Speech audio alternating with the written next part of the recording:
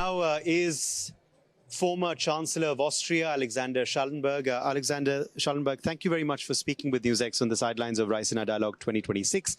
Let me first begin by asking you about India-Austria relations. Where do you see things headed, post Prime Minister Modi forging closer ties with your head of state?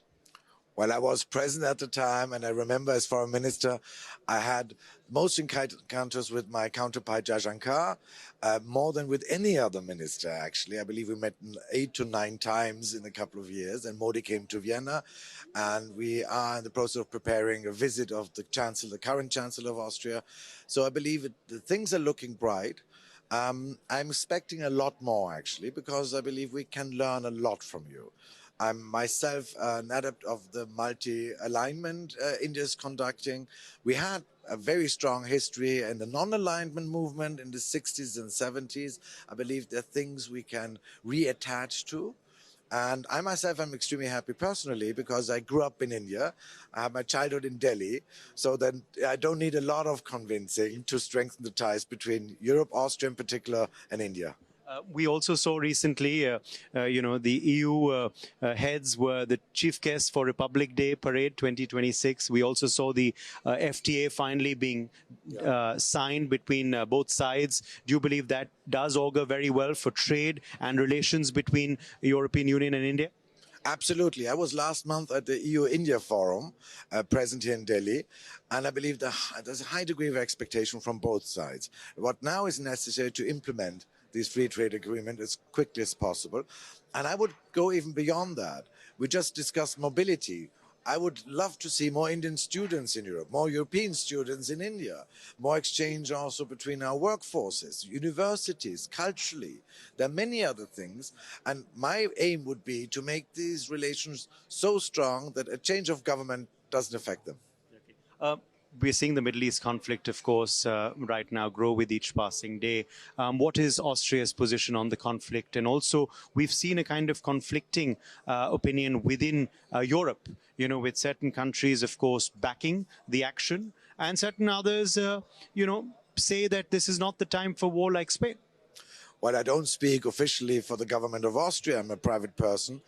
I would say we would probably all agree that nobody sheds a tear for Khamenei.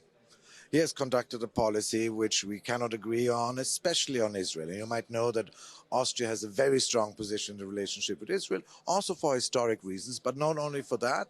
Israel is the only democracy and liberal society in the Middle East. Obviously, judged by international law, these operations are not sanctions by the UN Security Council. And for a country like Europe, international law is of prime importance. But we have to deal with facts as they are. And let's hope that this does not lead to a burning Middle East, to a conflagration of the conflict, to rising oil and gas prices affecting all our economies. And let's hope that this could lead to a freer Iran for the people there. Are you hoping for a change in regime? I'm always cautious. As minister and during my time, I was very cautious to call for regime change. Look at Libya, look at Syria, it didn't work too well. I always said too that on Russia, we are not in the business of regime change. So we should leave the Iranian future to the Iranian people. But yes, the current regime has conducted in the last couple of years terrorism. Look at the Houthis, look at the Hezbollah, look at Hamas. They had cost countless lives and disrupted the Middle East for the longest time. And I hope that the future of Iran is a different one. Let's not forget, and you probably know it better than most people in India, Persia is a culture. Humankind has a lot to thank for Persia. So I would make the difference between Persia and Iran, and I hope we will see more of Persia and less of Iran in the future. My final question to you is the concern, though, that there is going to be a constraint on energy supply, energy security, oil prices likely to rise, the economic cost for the world, not just for the region. Well, the economic costs are already there. You know that one of the big projects I'm a fan of is the India-Gulf-Europe corridor. And this can only work if we have stability, reaching from Gaza to Iran. and there's such a potential there. So the costs are already there and can be seen. As far as energy prices will develop, I'm not an expert on that, but obviously the closing of the border of Hormuz, the Red Sea is affected, Suez is affected. That is not a good news either for the businesses in India or in Europe. Thank you very much for your time. Thank you. With journalist Dinesh Thakur, Uday Pratap Singh in Delhi, Newsx.